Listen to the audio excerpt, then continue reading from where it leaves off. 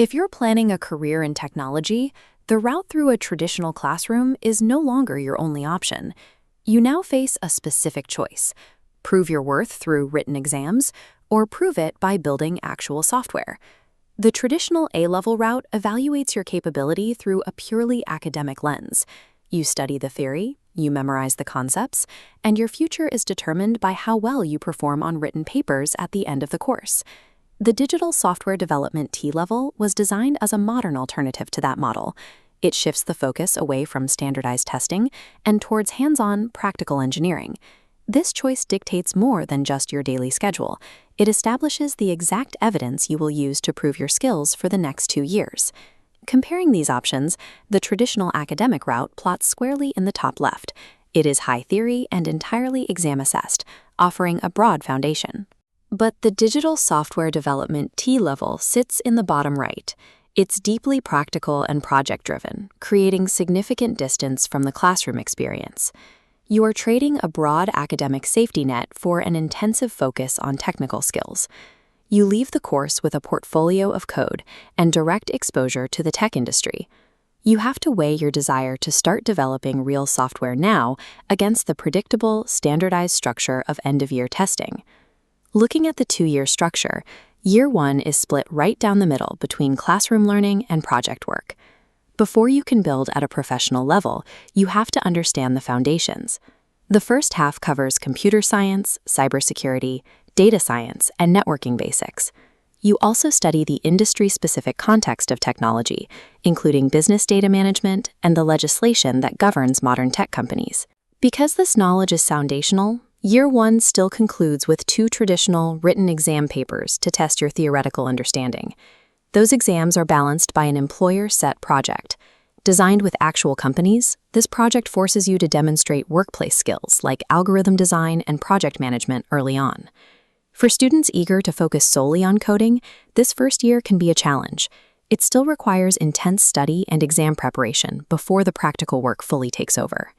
In Year 2, academic exams are completely eliminated. In their place is a single, full lifecycle software development project taking up your entire second year. This project follows the same workflow used in professional dev shops. It begins when you receive a specific development brief from an employer. You then perform systems analysis and research, mapping out the requirements before you touch any code.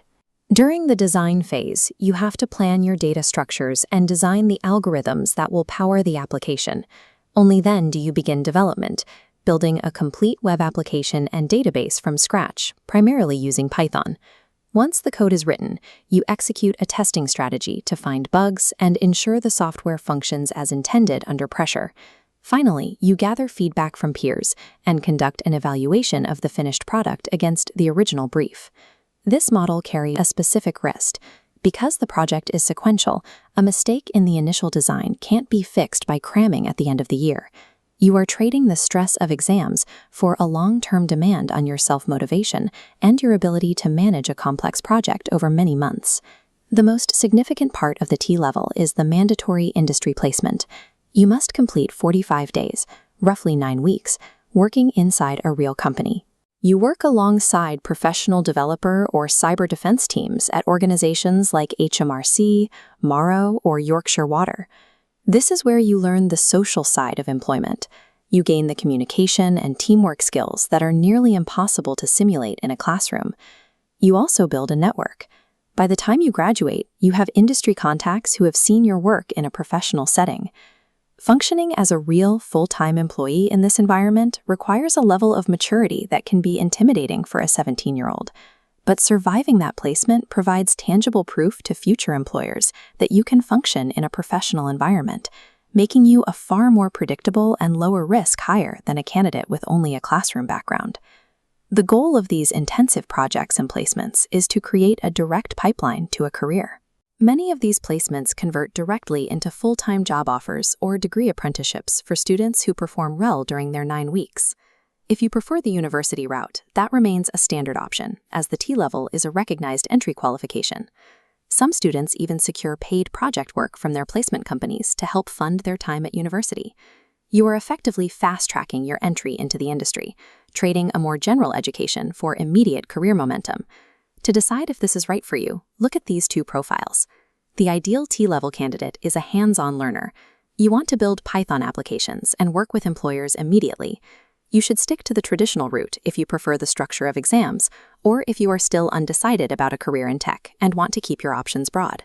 Choosing the T-level locks you into a specialized path earlier than A-levels would, so you need to be certain about your direction.